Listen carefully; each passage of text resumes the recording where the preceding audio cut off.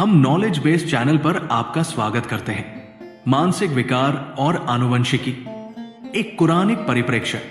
कुरान में सूरह अल बकरह में उल्लेख है, उनके दिलों में एक बीमारी है।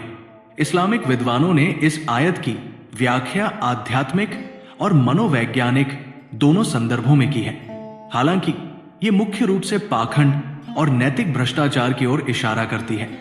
कुछ समकालीन शोधकर्ताओं और धर्मशास्त्रियों ने इस दिल की बीमारी और आधुनिक मानसिक बीमारियों की समझ के बीच समानताएं खींची है। ये एक महत्वपूर्ण प्रश्न उठाता है, क्या कुरान मनोवैज्ञानिक विकारों को स्वीकार करता है, और यदि हां तो उनमें आनुवंशिकी की क्या भूमिका है? 1. मनोवैज्ञानिक बीमारी की कुरानिक अवधारणा। इस आयत में बीमारी शब्द का प्रतीकात्मक अर्थ लिया जा सकता है, जो नैतिक और आध्यात्मिक कमजोरियों को दर्शाता है। हालांकि इस्लामिक विद्वानों ने यह भी माना है कि मनोवैज्ञानिक समस्याएं वास्तविक होती हैं और व्यक्ति के ईमान और व्यवहार को प्रभावित कर सकती हैं। पैगंबर मोहम्मद ने वसवस, मन की उधेड़-बुन और चिंता के बारे में बताया, जो दर्शाता है कि मानसिक और भावनात्मक संघर्ष मानवीय अनुभव का हिस्सा है। कुरान इस विचार का खंडन नहीं करता कि मानसिक विकारों के जैविक या आनुवंशिक कारण हो सकते हैं, बल्कि ये आध्यात्मिक और शारीरिक उपचार दोनों की तलाश पर जोर देता है। पैगंबर ने चिकित्सा उपचार को प्रोत्साहित करते हुए कहा, अल्लाह ने कोई बीमारी नहीं उतारी, बल्कि उसका इलाज भी उतारा है। बुखारी, इसमें मनोवैज्ञानिक स्थितियां भी शामिल हैं। 2. इस्लामी विचार में आनुवंशिकी और मानसिक स्वास्थ्य।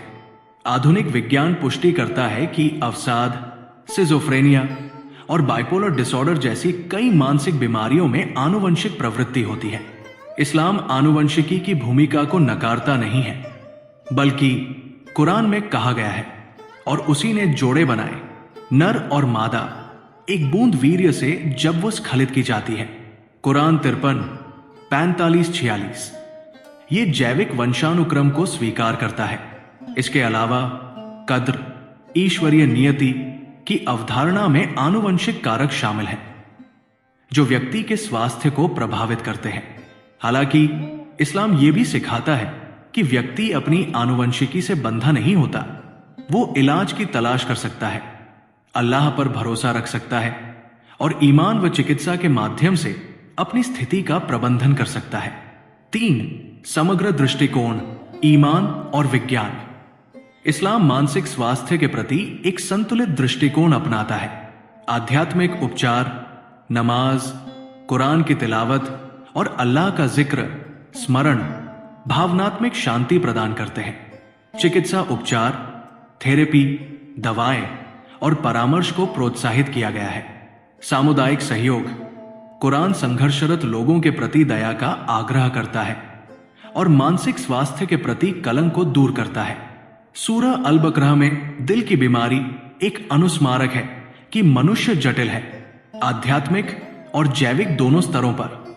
जहां कुछ बीमारियां नैतिक कमजोरियों से उत्पन्न होती हैं, वहीं अन्य चिकित्सीय स्थितियां हैं जिनके लिए पेशेवर उपचार आवश्यक है। निष्कर्ष, कुरान में दिल की बीमारी का उल्लेख मानसिक स्वास्थ्य की आधुनिक समझ के साथ मेल खाता है, जो आध्यात्मिक और जैविक दोनों कारकों को स्वीकार करता है।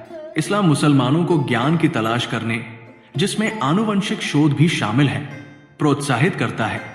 साथ ही अल्लाह की दिव्य योजना पर भरोसा रखने की शिक्षा देता है। विज्ञान और ईमान को एकीकृत करके मुसलमान मानसिक विकारों से दया, ज्ञान और प्रभावी उपचार के साथ निपट सकते हैं। लाइक करें, सब्सक्राइब करें और अधिक आश्चर्यजनक खोजों के लिए घंटी दबाएं। हमारे साथ बने रहिए। हम इस्लाम के बारे में और अधिक जानकारी लेकर आएंगे, जो आपको इस्लाम के और करीब लाएगी। धन्यवाद।